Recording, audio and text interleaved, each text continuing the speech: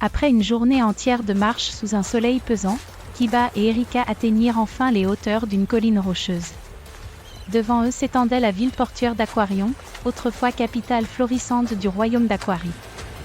Mais aujourd'hui, elle portait les cicatrices d'une époque troublée. Des quartiers entiers étaient en ruine ou en travaux. Le grand palais au fond du port, où résidait autrefois la famille royale, était en partie effondré. Des bateaux pirates patrouillaient la baie, tandis que des drapeaux différents flottaient sur les toits symboles des factions rebelles qui contrôlaient certains quartiers. Kiba observa, impressionné. Seul, grand et dangereux, Ajouta Erika. Depuis la disparition de la royauté, c'est le chaos. 3 clans se battent pour le contrôle.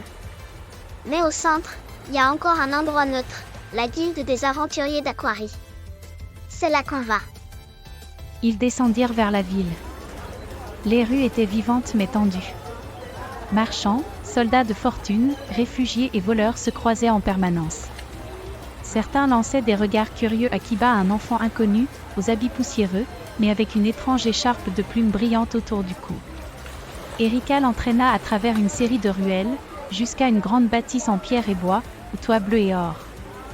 Un panneau usé, mais solide affichait un symbole en forme de dragon ailé croisé avec un trident. Voilà, c'est la guilde. Ici, les contrats sont légaux. À peu près.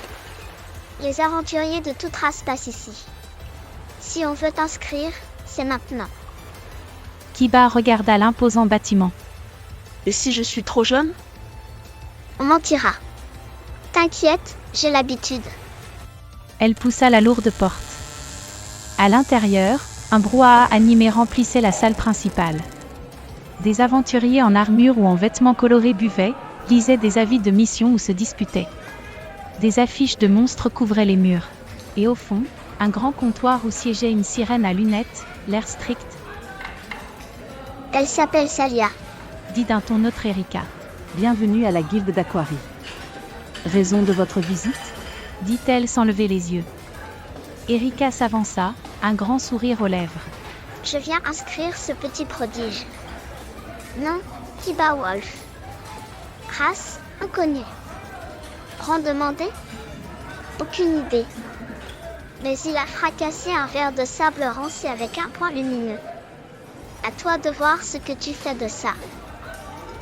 Le comptoir resta silencieux quelques secondes. La réceptionniste leva les yeux vers Erika, blasée. Un enfant? Venu de nulle part? Qui frappe un verre de sable de rancé avec son poing?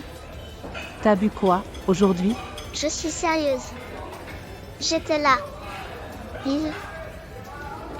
Ouais, tout le monde est sérieux à l'entrée.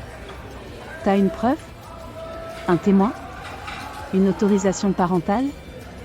Erika serra les dents. Son père est mort. C'était Ryu, une des 13 créatures primordiales. Rien d'autre. La réceptionniste soupira. Prochaine blague, tu fais la queue avec les barbes, d'accord? Soudain, une voix rauque, grave et séduisante résonna depuis l'étage supérieur. Laisse-les passer. Tous les regards se tournèrent vers l'escalier central. Une silhouette descendait lentement, une femme sirène au port élégant, cheveux longs bleu nuit, une cigarette entre les lèvres, habillée d'un manteau court en cuir avec des écailles incrustées. Son regard était perçant, presque fauve, et son sourire, dangereux. J'ai entendu parler de ce fameux point lumineux. Toi, la gamine à lunettes de tir, t'es du coin.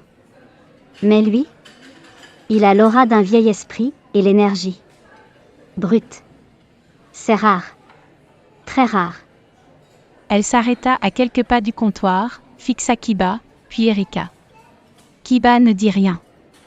Il sentait le regard de cette femme glisser sur lui comme une lame. Elle prit une bouffée de sa cigarette, souffla doucement, puis se tourna vers la réceptionniste. Inscris-le. Un rang E. Et mets une note, sujet spécial, à surveiller. La réceptionniste écarquilla les yeux. Vous êtes sûre, maîtresse Mera? Il n'a même pas de document. Tu veux que je te montre comment il a cassé un verre de sable, ou tu me fais confiance? La réceptionniste s'écrasa aussitôt. Oui, tout de suite. Erika regarda Nera, stupéfaite. Pourquoi vous nous aidez? Je garde mes raisons pour moi, Sirénette. Mais ton petit protégé vient de faire son premier pas dans un monde bien plus vaste qu'il ne l'imagine. Elle fixa Kiba à nouveau. Et s'il veut survivre, il devra apprendre vite. Nera se détourna et remonta l'escalier, sa silhouette de sirène glissant sur le bois comme un voile de soie. Kiba murmura. Elle fait peur. Erika sourit. C'est pour ça qu'elle dirige la moitié de cette guilde. Le vacarme de la guilde s'atténua dès que Nera referma la porte de son bureau. Les murs étaient couverts de cartes, d'armes anciennes et d'artefacts sous verre. Une douce lumière bleutée éclairait la pièce, projetée par des coquillages luminescents accrochés au plafond. Elle s'approcha de son immense bibliothèque et glissa une main sur la rangée du haut. Ses doigts s'arrêtèrent sur un livre relié de cuir noirci par le temps, orné de symboles runiques. Elle le sortit lentement, le posa sur son bureau, et souffla la poussière d'un seul geste. Le titre en lettres d'or fanées brillait faiblement. Chronique des primordiaux cycles du commencement. Elle l'ouvrit avec précaution.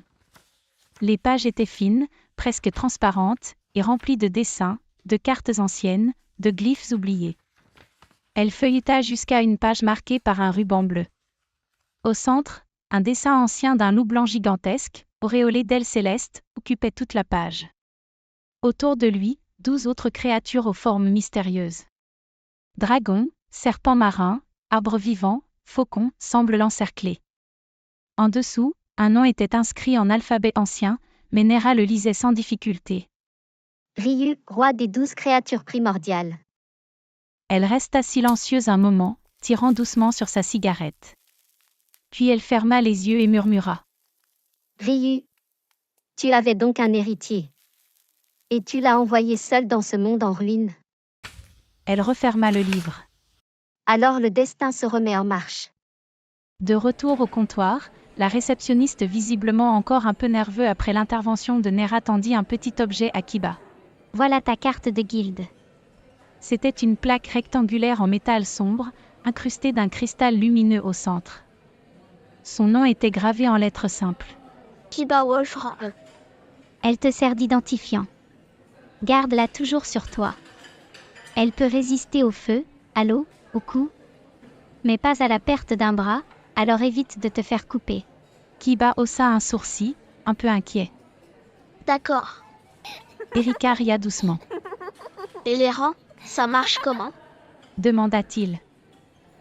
La réceptionniste prit un petit carnet et dessina une échelle simple. F. Novice.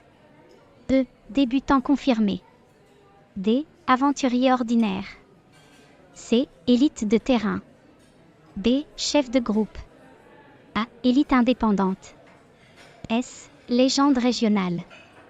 SS. Héros connu dans le monde entier. Étoile, rang mythique, jamais atteint officiellement.